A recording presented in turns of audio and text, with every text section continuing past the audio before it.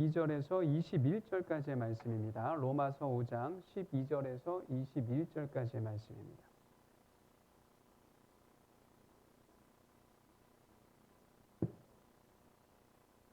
네, 우리 한 절 한 절 우리 교독하겠습니다. 그러므로 한 사람으로 말미암아 죄가 세상에 들어오고 죄로 말미암아 사망이 들어왔나니 이와 같이 모든 사람이 죄를 지었으므로 사망이 모든 사람에게 이르렀느니라.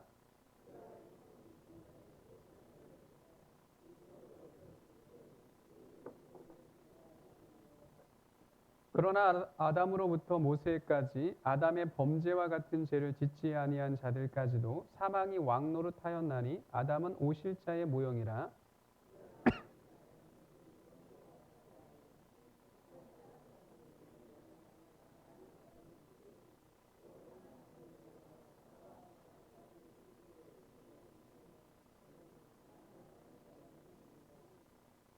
또 이 선물은 범죄한 한 사람으로 말미암은 것과 같지 아니하니 심판은 한 사람으로 말미암아 정죄에 이르렀으나 은사는 많은 범죄로 말미암아 의롭다 하심의 이름이니라.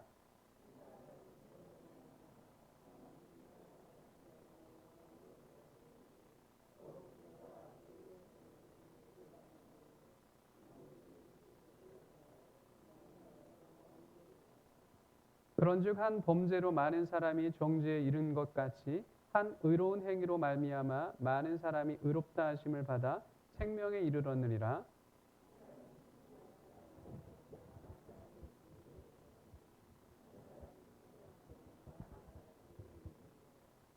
율법이 들어온 것은 범죄를 더하게 하려 함이라. 그러나 죄가 더한 곳에 은혜가 더욱 넘쳤나니 이는 죄가 사망 안에서 왕노릇한 것 같이 은혜도 또한 의로 말미암아 왕노릇하여 우리 주 예수 그리스도로 말미암아 영생에 이르게 하려 함이라. 아멘.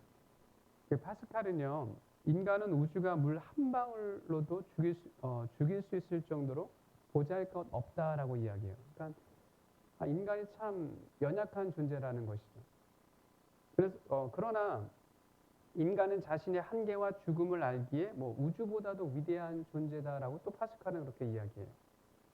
그러니까 하나님의 형상으로 빚어진 인간은 참 위대하다라는 그런 말을 한 거죠.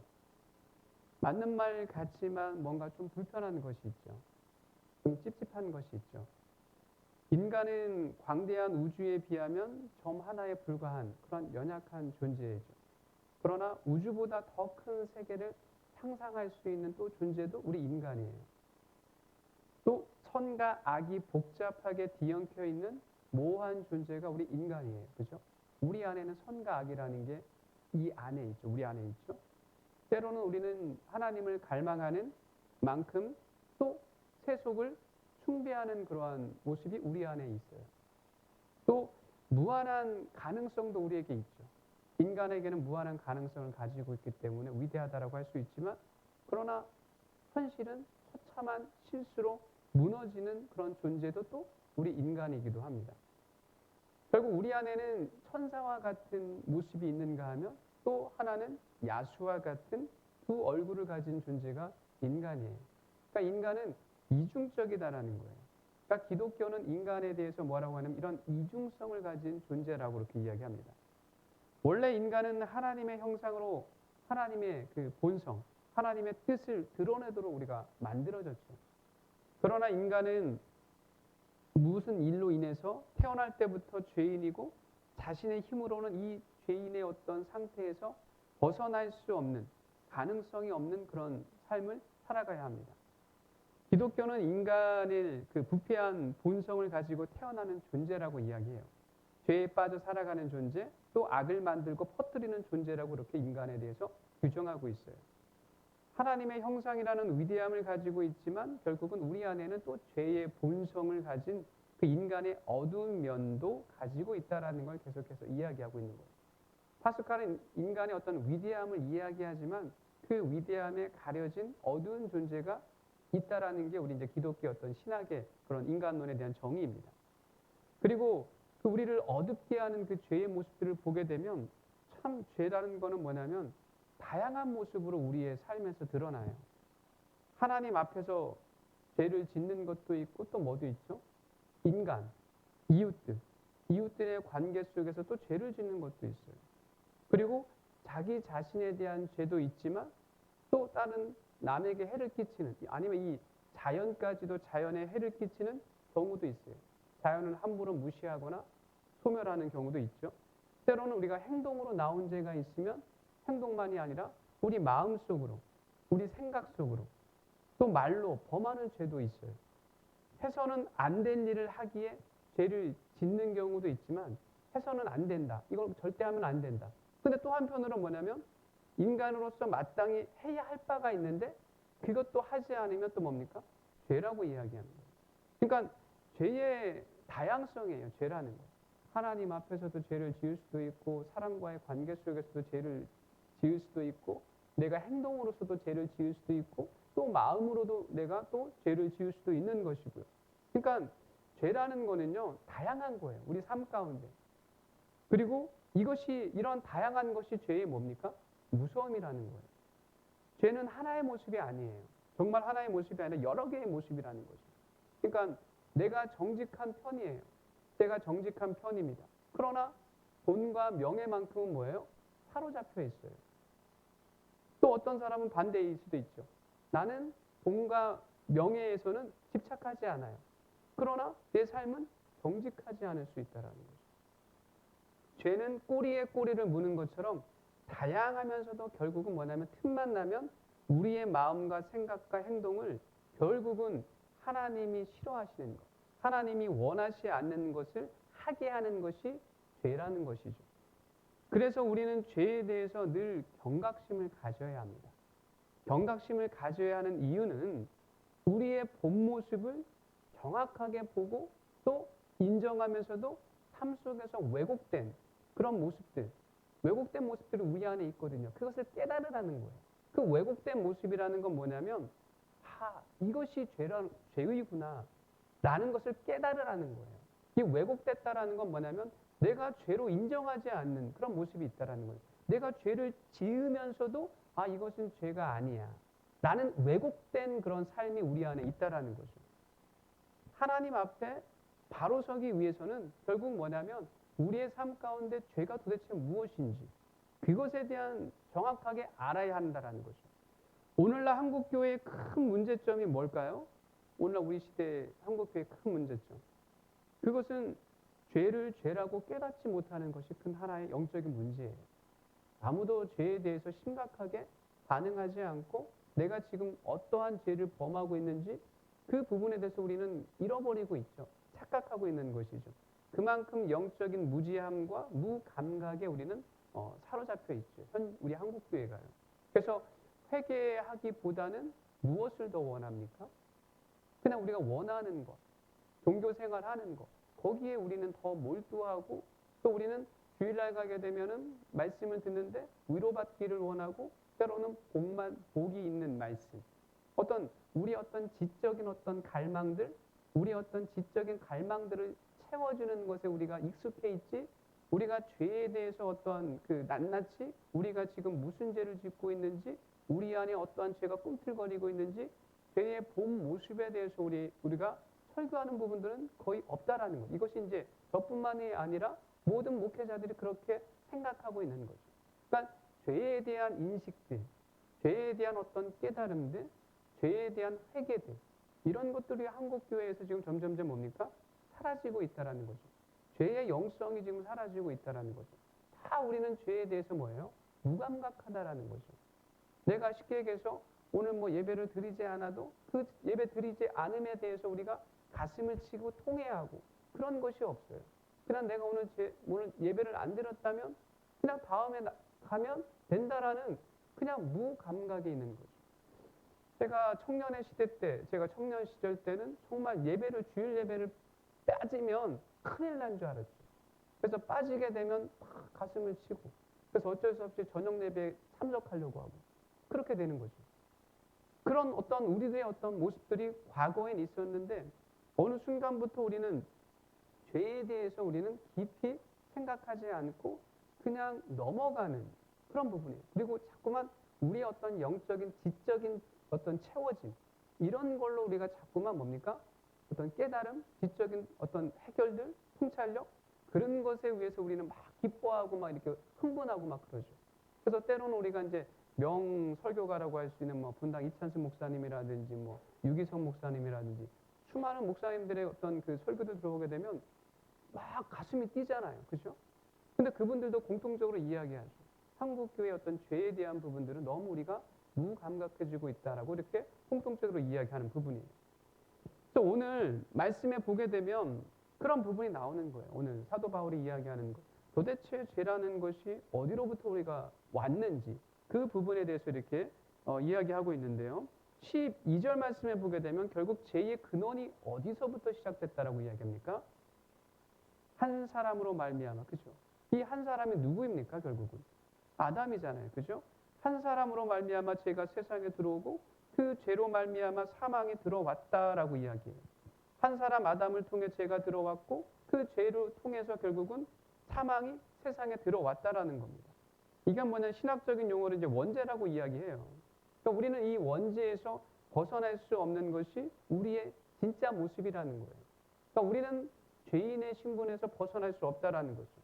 또 태어날 때부터 우리 안에는 쉽게 표현하게 되면 죄의 씨앗을 품고 태어나는 것이죠. 그래서 태어날 때부터 죄를 지을 수 있는 그런 가능성을 우리가 가지고 있는 거예요.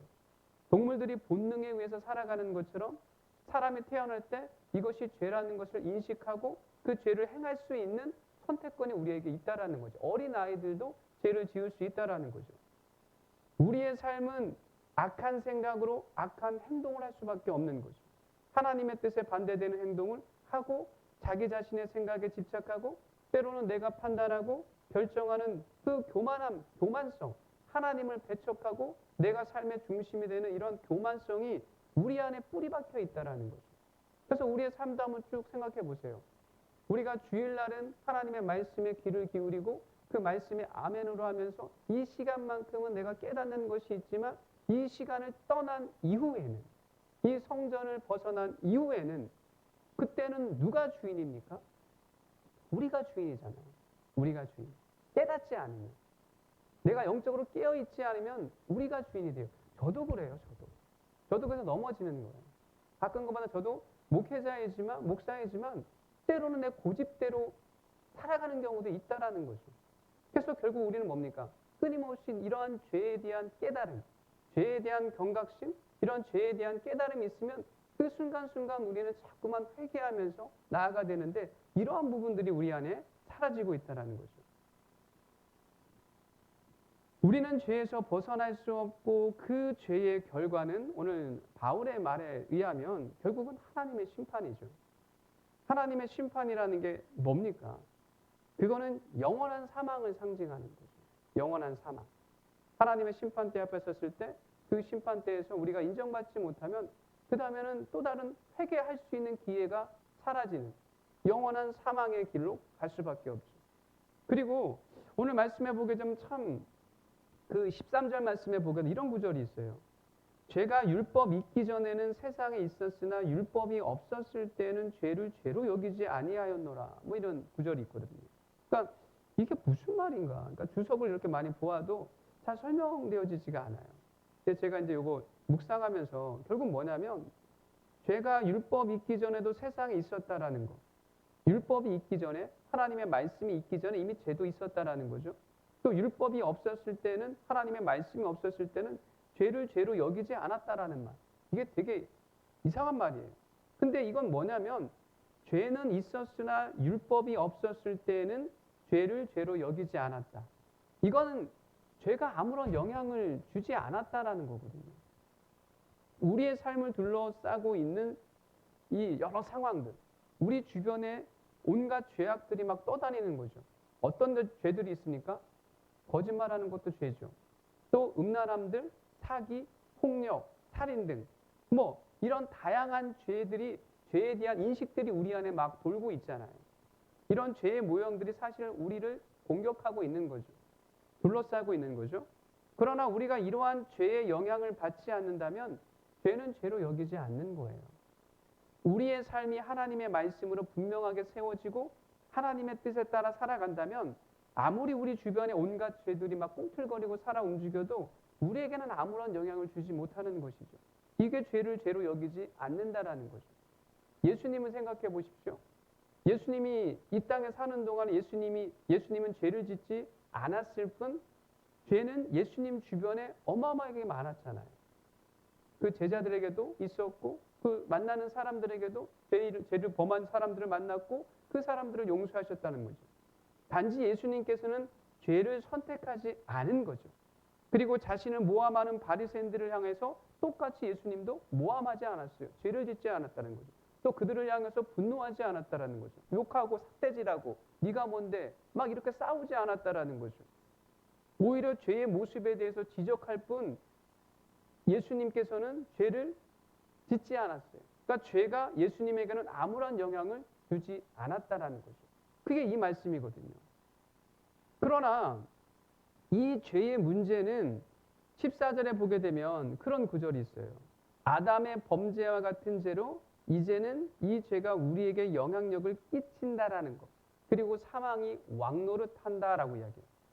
결국은 아담의 범죄한 이후부터는 이 사망이 죄의 결과들이 결국 왕노릇한다라는 것. 이 땅에 죄가 가득하다라는 거죠. 만연해 있다라는 거죠. 그래서 창세기 6장에 보게 되면 사람의 그 죄악이 세상에 가득함과 그의 마음으로 생각하는 모든 계획이 항상 악할 뿐임을 보시고라고 하면서 하나님께서 한탄하신 부분이 있어요. 그게 뭐냐면 그 땅에 이 세상에 죄로 사로잡힌 사람들, 죄의 노예 속에 살아가는 그런 모습들이 많이 있다라는 것이죠. 이러한 모습이 죄가 왕노릇한다라는 거죠. 죄가 우리의 삶과 생각을 다스린다라는 거예요. 그 결과는 사망이라는 거죠. 그러니까 죄는 늘 우리를 뭐예요? 어느 틈만 나면 우리를 넘어뜨리려고 계속 우리 주변에서 맴돌고 있다라는 거죠. 그 죄에서 우리는 뭐예요? 내가 지금 어떠한 감정이 올라오고 있는지, 어떠한 죄의 모습을 내가 지금 하려고 하는지 내 생각과 마음들 늘 캐치하라는, 늘 깨어 있으라는 거예요. 그러면서 그 죄를 범하지 말라라는 것이죠. 예수님께서는 수많은 죄들이 얼마나 유혹했을까요? 바리새인들을 만날 때마다 나도 저들을 향해서 막 고함치고 싶고 나를 모함하고 있는데 내 억울함을 막 하소연하면서 막 삿대질하고 싶고 우리가 우리의 모습들이잖아요. 그런 인간적인 모습들이 예수님 안에도 있었지만 그 모든 것들을 다 끊은 거죠. 하지 않고 죄를 범하지 않은 거죠. 이 종교개혁자 그 마틴 루터가 했던 말이 있어요. 이 죄에 대해서 이런 말을 합니다. 새가 머리 위를 날아가는 것은 막을 수 없어요. 그렇죠? 새가 밖에 나가면 새가 우리 머리 위로 막 날아가는 거 우리가 어떻게 막을 수 있어요? 그러나 머리 위에 집을 짓는 것은 막을 수 있다라고 이야기해요. 이게 뭐예요? 새가 우리 머리 위에 채집을 지으려고 하게 되면 우리는 쫓아버리잖아요. 막 손으로 쫓아버리잖아요. 이건 뭐냐면 나쁜 생각이라는 것, 나쁜 생각이 수없이 우리 머리 위를 날아가죠. 오늘도 어떻게 사셨는지 모르겠지만 오늘도 누군가 만났을 때 화가 나서 분노해서 막 욕하고 싶은데도 그런 생각들, 때로는 여러 가지 어떠한 내 안에 올라오는 여러 가지 그 정욕들, 내 안에 있는 어떤 그 불만들, 원망들, 불평들, 이런 것들이 올라올 수는 있어요. 이 머리 위에 생각들 막 올라올 수 있죠. 그러나 그것이 내 머리 한가운데 자리를 틀고 들어앉지 못하게 막을 수는 있다라는 거죠. 누가요? 우리가요. 우리가 그것을 딱 차단할 수 있다라는 거죠. 그래서 이 마틴 루터는 죄가 생각을 타고 삶에서 행동으로 옮기지 않도록 늘 깨어 있으라는 거예요. 깨어 있으라는 거예요. 그만큼 죄는 무섭다라는 거죠.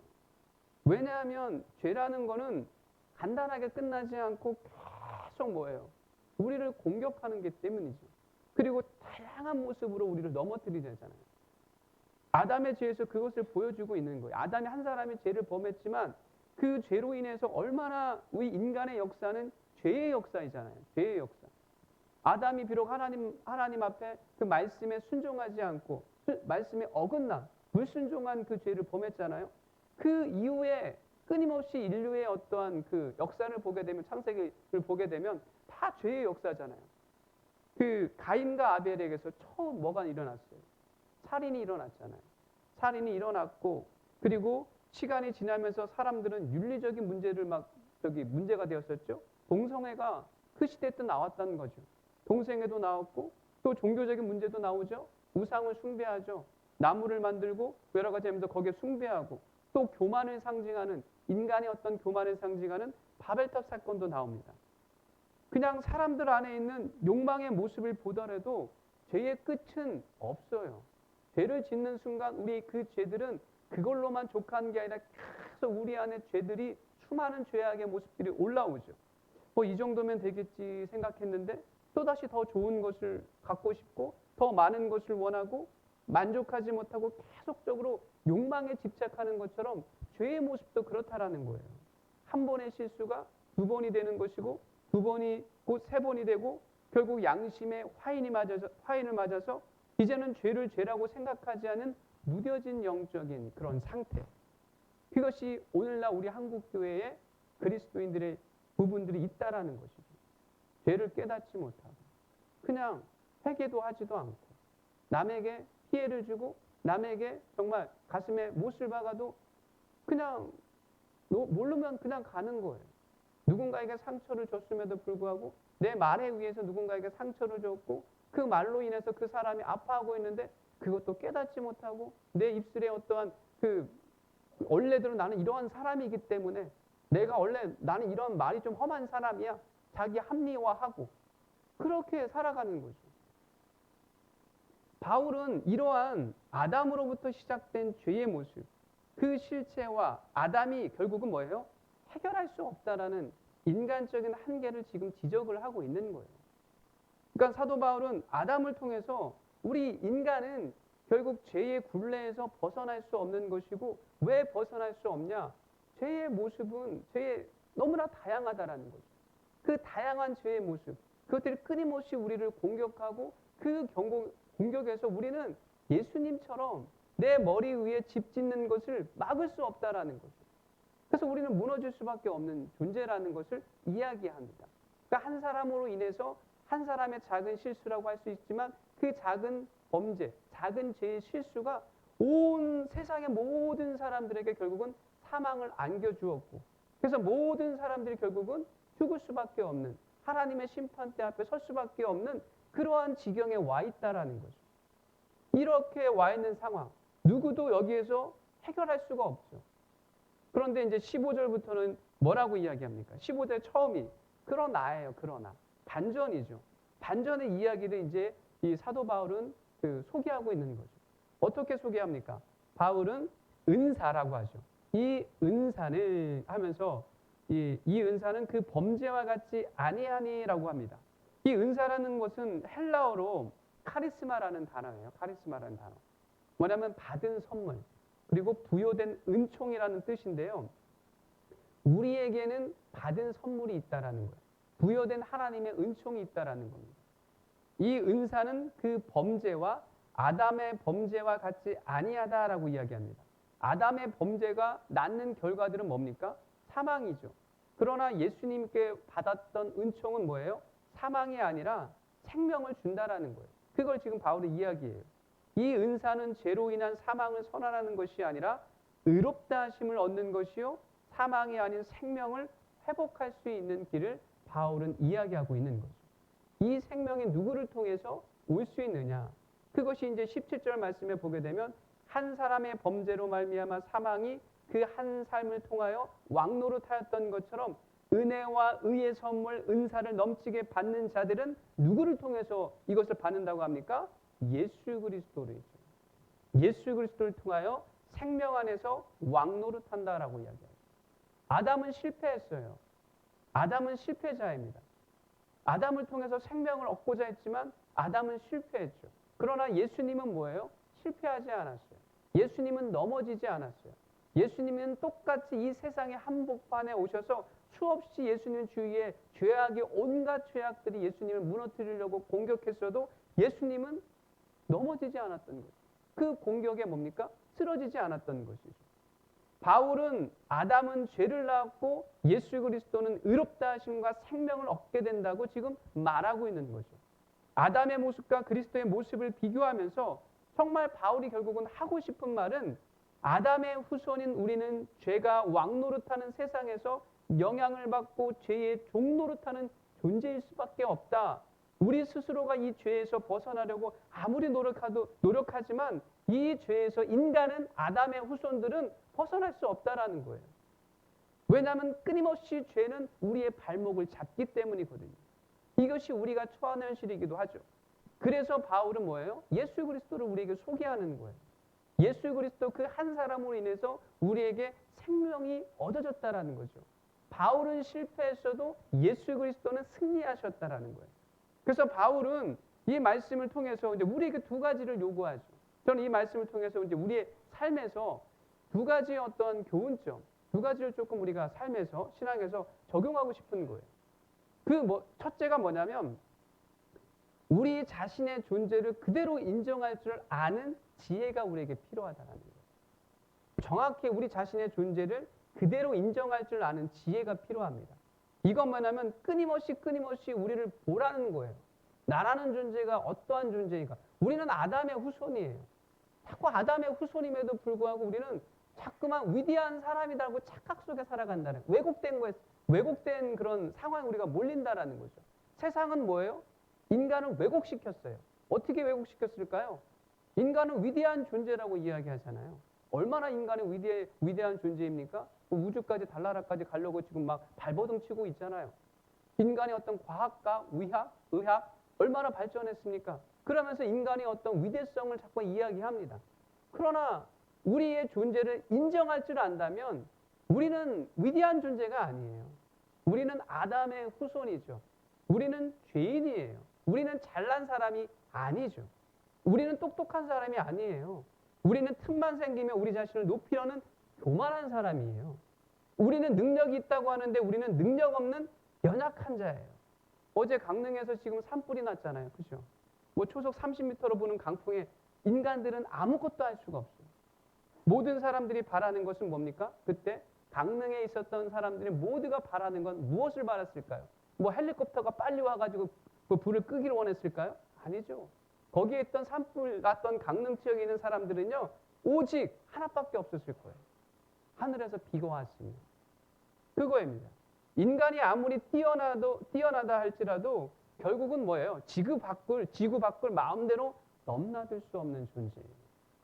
우리 자신의 부족함과 우리의 모습이 죄인됨을 인정해야 누가 보일까요? 하나님이 보이는 거예요. 하나님을 인정하는 것 자체가 뭡니까? 인정하지 않는 것 자체가 뭡니까? 교만의 죄잖아요. 하나님을 인정하지 않으면 절대로 하나님은 안 보이죠. 정말 안 보입니다. 우리가 죄인됨을 인정할 때 하나님이 보이는 거죠. 그래서 우리 믿는 자는 늘 내려놓는 훈련들을 해야 되는 거예요. 우리 자신을 볼 줄 아는 그 지혜가 필요하듯 우리의 실제적인 삶에서 우리가 필요한 행동들, 영적인 행동들은 뭐냐면 내려놓아야 돼요. 욕심을 내려놓기도 하고, 집착을 내려놓기도 하고, 권력과 물질, 사람과의 관계 다 내려놓아야 되죠. 왜냐하면 내려놓을수록 무엇이 더 보입니까? 하나님이 더 선명하게 보이기 때문이에요. 그런데 아이러니한 것은 이러한 신앙의 태도를 알면서도 솔직히 안 내려놓잖아요. 내려놓는 것 같지만 순간순간 내 욕심과 생각과 집착에 따라서 선택하는 우리의 죄성을 또 우리 스스로가 깨닫게 되는 거죠. 내려놓기를 바랍니다. 내려놓으셔야 우리의 모습을 깨닫고 정말 우리 자신들을 인정해요. 나는 죄인이구나. 나는 이것밖에 되지 않는구나. 죄인이라는 것을 고백하고 결국 하나님 앞에 무릎 꿇을 수밖에 없는 거죠. 하나님께 내 모든 것을 맡길 수밖에 없는 거죠. 이런 인정함 속에서 두 번째, 그게 뭐냐면 하나님의 주권을 인정하게 되는 거죠. 내려놓는 순간 우리는 하나님의 주권을 인정하고, 그리고 우리는 어떻게 살아가야 되냐? 예수 그리스도의 은혜로 살아가야 된다는 거죠. 오늘 말씀이 그거잖아요. 우리는 은혜로 살아가는 존재가 되어야 합니다. 말씀에서 특이한 점은 왕노릇하는 말이 사용됐잖아요. 왕노릇한다. 사망이 왕노릇한다. 생명 안에서 왕노릇한다라고 이야기하죠. 왕노릇한다라는 건 결국 뭐예요? 우리가 지배를 당한다라는 거예요. 지배를 당한다라는 거. 우리가 착각하고 있는 것이 이것이잖아요. 우리의 삶은 누구로부터 지배를 당하는 것이 아니라 그냥 내 능력으로 선택하고 내가 결정하고 내가 삶을 살아간다라고 생각하는 거. 이것이 왜곡된 상황이죠. 이게 깨닫지 못하는 거죠. 사실 우리는 내 뜻대로 살아가는 게 아니에요. 사실은 우리는 지배를 당하는 거예요. 내 뜻대로 살아가는 게 뭡니까? 하나님 보시기에 교만의 죄예요. 죄의 지배를 받으니까 뭡니까? 그냥 내 뜻대로 살아가고 싶은 욕망들이 막 올라오는 것이죠. 그래서 내 뜻대로 살아가는 것이 뭡니까? 세상은 최고라고 이야기하고 내가 원하는 대로, 내가 사고 싶은 대로, 내가 원하는 대로 그런 나를 중심으로 가고 있는 거죠. 사실 이것은 뭡니까? 교만의 죄이죠. 이걸 깨닫지 못하고 있는 거죠. 그들 스스로는, 세상 사람들은 나는 당당하다, 나는 정말 대단하다 그렇게 생각하지만 이것 자체가 뭡니까? 오히려 죄의 지배 가운데 살아가는 거죠. 죄의 지배가 심하면 심할수록 결국 나는 위대하다, 나는 대단하다, 나를 극존칭하면서 나를 정말 떳떳하게 보고 살아가는 거죠. 잠언서에 보게 되면 뭐라고 합니까? 잠언서에 보게 되면 지혜와 지식의 근본이 뭐라고 이야기합니까? 여호와를 경외하는 거라고 이야기하죠. 하나님을 떠나 생각하고 행동하는 것 자체가 이미 뭡니까? 우리는 죄의 지배를 받고 있다라는 거예요. 그걸 알아야 되는 거죠. 그래서 우리는 뭡니까? 하나님의 주권을 인정해야 되죠. 하나님께서 내 삶을 다스리고 예수 그리스도의 은혜로 살아가야 한다라는 것. 이거를 인정할 때 뭡니까? 죄의 지배에서 누구의 지배로 가는 겁니까? 예수 그리스도의 은혜 아래 거하는 거죠. 우리의 삶의 통치자를 바꾸라는 거죠. 죄가 우리를 통치하는 것이 아니라 하나님이 우리를 통치하고 예수 그리스도의 은혜가 우리를 통치해야 한다라는 거죠. 그 안에 참 기쁨이 있다라는 거죠.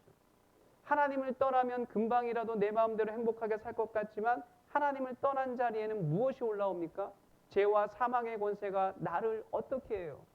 나는 하나님을 떠나서 행복할 거라고 생각했지만 이 세상 가운데 살아가는 대부분의 사람들은 뭡니까? 우울하게 살아가고 초라하게도 하고 열등감을 느끼기도 하고 스스로 자괴감에 빠지기도 할 정도로 우리의 존재가 사실 비참하게 돼요. 내 존재가 비참하니까 결국 자꾸만 무엇에 집착하게 됩니까? 세상에 집착하는 거예요. 더 가지려고 하는 거죠. 내 비참한 현실을 좀 더 메꾸기 위해서, 내 비참한 현실을 가리기 위해서 세상에 자꾸만 뭡니까? 집착하는 것이고 세상과 또 우상에 집착하기도 하는 것이고 더 가지려고 더 얻으려고 하죠. 결국 이건 뭡니까? 더 가지려고 더 얻는다라는 건 얻으려고 하는 그런 마음들. 결국 내 삶에 지금 만족이 없다라는 거예요. 하나님을 떠났을 때 뭔가 내가 행복을 찾아 떠났는데 결국 하나님을 떠난 그 자리는 만족이 없는 삶이라는 거죠. 만족함이 없다라는 거, 공허하다라는 거, 외롭고 슬프다라는 거, 결국은 행복하지 않다라는 거죠. 제가 종종 이야기했잖아요. 어거스틴의 말을 이야기했잖아요. 우리의 삶은 하나님 안에서만 우리가 참다운 안식을 누릴 수 있다라는 거죠. 우리는 하나님의 은혜 아래서 살아가야 합니다. 이 존 비비어의 은혜라는 책에 은혜를 이렇게 정의해요. 한번 천천히 보십시오. 은혜란 마음을 거쳐 삶으로 나타나는 신적인 영향력이다라고 하죠. 또 은혜는 우리에게 의를 전가시켜 하나님 앞에 서게 할 뿐 아니라 그 이상의 일까지 하게 하는 역동적인 힘이다. 은혜는 우리의 실생활에도 영향을 준다. 하나님이 우리 안에 능력을 주셔서 우리의 무력감을 극복하게 하시는 것이 은혜의 특징이다라고 이야기하죠. 그러니까 뭐냐면요. 은혜라고 우리가 은혜 받았다 했을 때 그 은혜는요. 추상적인 것이 아니에요. 감정적인 것이 아니라는 거예요. 은혜는 실제적인 거라는 거죠.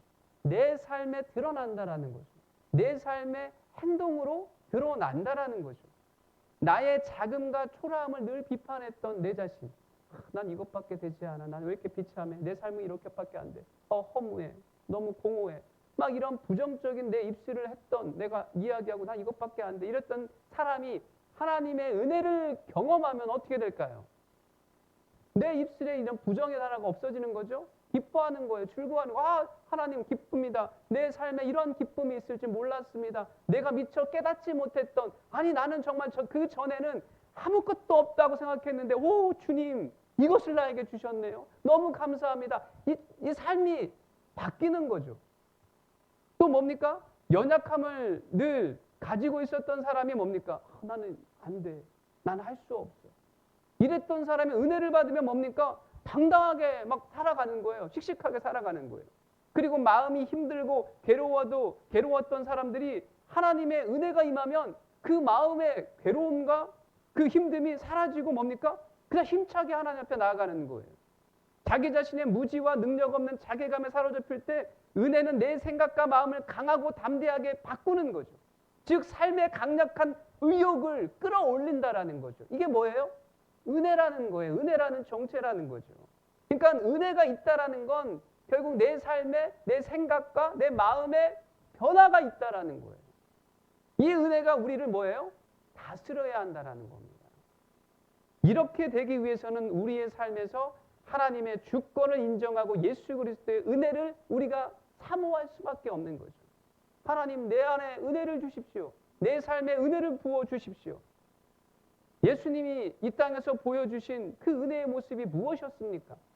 잘 생각해 보십시오. 예수님이 이 땅에 보여주셨던 거. 예수님은 이 땅에 오셔서 우리의 삶을 사망으로 내몰기 위해서 오셨던 분이 아니죠. 우리에게 생명을 주기 위해서, 우리에게 절망이 아닌 소망으로 무기력과 초라한 우울한 삶의 자리에서 강력한 삶의 능력으로 변화시키기 위해서 예수님이 오신 거지, 우리에게 예수님이 오신 이유가 우리의 삶을 더욱더 침울하게 하고 우울하게 하고 우리를 그냥 무너뜨리기 위해 오신 분이 아니죠. 우리의 삶을 세우기 위해서 오셨다라는 것이죠. 그래서 예수님이 뭡니까? 우리에게 소망이 되는 거예요. 그 예수님 안에 들어가면 우리의 삶이 뭐예요? 바뀌는 거잖아요. 오늘 지난주에 부활주일 맞이하고 있잖아요. 예수님께서 죽은 줄 알고 다 포기했더니 예수님께서 말씀대로 부활하셨잖아요. 사망을 이기시고 생명으로 다시 우리에게 오셨잖아요. 그러니까 예수님 안에 있으면 우리의 절망이, 우리의 마음의 우울한 마음이, 우리의 소심한 마음들이, 이 모든 마음들이 예수 안에 있고 예수님의 은혜 아래 있다면 이 모든 것이 바뀐다라는 것이죠.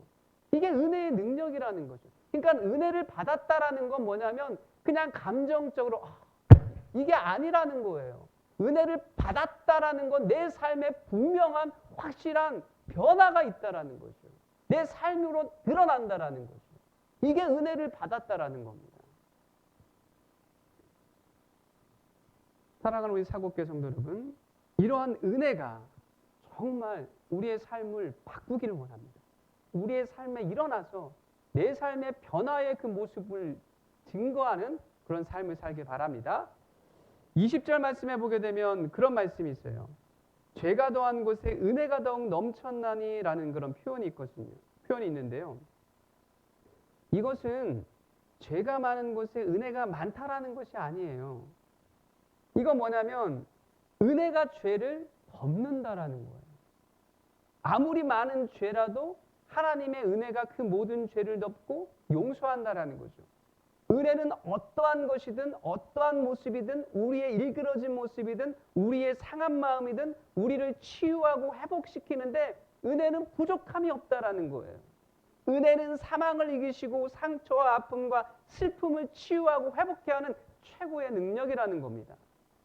우리 어메이징 그레이스, 이게 뭐예요? 나 같은 죄인 살리신 주 은혜 놀라워. 찬송가 405장이잖아요.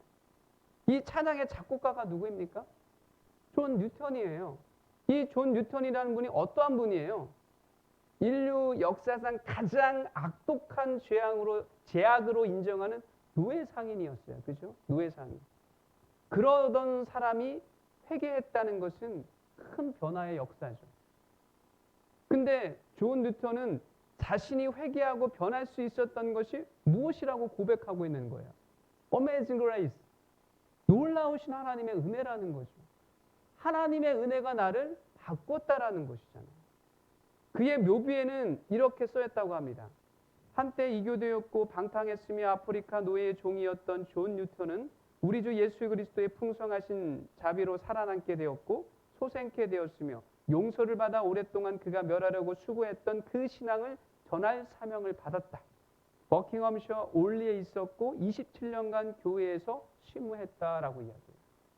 노예 상인이었던 존 뉴턴이 하나님의 은혜를 경험하고 목회자가 되고 그가 한 교회를 27년간 심무했고 더 나아가 자기가 노예를 잡아서 노예를 팔았던 사람이 노예 해방을 위해서 윌리엄 일버퍼스와 함께 영국의 노예 해방을 위해서 끊임없이 노력했던 사람이 된 거죠. 1900년도 초 한국 교회를 부흥시킨 위대한 부흥사 중에서 많이 들었을 겁니다. 김익두 목사님이라고 있죠. 1900년도 초에요. 이때 우리 한국 교회가 엄청난 평양 대부흥 운동을 통해서, 각성 운동을 통해서 어마어마한 부흥이가 일어났는데, 이분도, 이 목사님도 어떠한 분이었습니까? 유명한 불량배우 깡패였잖아요. 근데 하나님의 은혜를 경험하고 그의 삶이 완전히 바뀌었잖아요. 이게 뭡니까? 죄가 더한 곳에 은혜가 더욱 넘쳤나니, 즉 하나님의 은혜가 못 미치는 곳이 없어요. 예수님의 보혈이 못 덮을 죄가 없다라는 거예요. 위대한 거라는 거죠. 하나님의 은혜, 예수 그리스도의 보혈의 능력이 위대하다는 것을 이야기하는 거죠. 그래서 예수님 안에 있는 부활의 능력은 모든 것을 뭐예요? 회복합니다. 정말 회복해요. 부활은 그래서 생명이고 능력이고 오직 그것은 예수 그리스도만이 하실 수 있는 일이죠. 그래서 우리는 예수 그리스도의 은혜 아래 거해야 된다라는 거예요. 그래서 예수 그리스도의 은혜 아래 있으면서 우리의 지금의 부족함, 우리의 약함, 우리의 절망과 상처와 슬픔, 이 모든 것이 예수 그리스도의 은혜 안에 머물면 치유되어지고 회복되어진다라는 것. 이것을 믿고 예수 그리스도의 은혜 안에 머물기 위해서 우리는 달려가야 된다라는 거죠. 그 안에 거해야 된다라는 거죠. 바울은 그걸 이야기하는 거예요. 바울은 아담은 실패했다라는 거죠. 우리에게 생명을 주는 것. 아담을 통해서 뭔가 하고 싶었던 일이 있었지만 아담은 죄에 넘어져서 실패했다라는 거죠. 그러나 예수 그리스도가 뭡니까? 실패한 아담을 대신해서 그 아담에게 주고자 했던 생명, 그게 예수를 통해서 드러났다라는 거죠. 예수 안에 우리가 거할 때 우리에게 생명이 얻는다라는 거죠. 예수 그리스도 안에 있었을 때 우리의 잘못된 일그러진 것들, 우리의 상처들, 아픔들, 우리 안에 있는 절망, 우리 안에 있는 부족함들, 이 모든 것들이 뭐예요? 회복된다라는 거예요. 그게 하나님의 능력이라는 것이죠. 그러기 위해서 어떻게 해야 될까요, 우리가? 우리 자신을 인정하고 우리는 하나님의 주권을 인정하고 예수 그리스도 은혜 안에 머무는 그런 삶을 살아가야 한다라는 겁니다. 우리 모두가 예수 그리스도의 그 은혜 아래 거하는 그런 삶을 살아가기를 간절히 바랍니다. 네, 잠깐 제가 기도하도록 할게요. 네, 시간이 많이 지나서 합심 기도하지 않고요. 제가 기도하겠습니다. 하나님 아버지, 예수 그리스도 안에 우리가 머물며 예수님을 통해서 우리에게 주시는 그 부활의 능력이 우리의 삶을 치유하게 하여 주옵소서. 우리의 삶 가운데 있는 아픔, 우리의 삶에 있는 상처, 우리 스스로는 나약하고 작아 보여서 아무것도 할 수 없는 그런 상황 놓여서 때로는 마음이 무겁고 마음이 어찌할 바를 몰라 헤매이고 있고 무엇을 선택해야 할지 어디로 가야 할지 아무것도 보이지 않는 답답한 그런 현실 속에 있다 할지라도 주 예수 그리스도의 은혜 아래 우리가 머문다면 주님의 때에 부활의 능력을 통해 우리를 회복시키시고 우리를 온전한 삶의 자리로 다시금 앉히십니다. 그 예수 그리스도의 은혜를 우리가 사모하며 예수 그리스도의 은혜는 분명한 우리의 입술의 변화가 있고 마음의 변화가 있고 삶의 변화가 있음을 우리가 깨닫고 그 예수 그리스도의 은혜를 사모하며 하나님께 은혜를 간구하는 우리의 삶의 모습이 될 수 있도록 주님 인도하여 주시옵소서. 예수님의 이름으로 기도합니다. 아멘.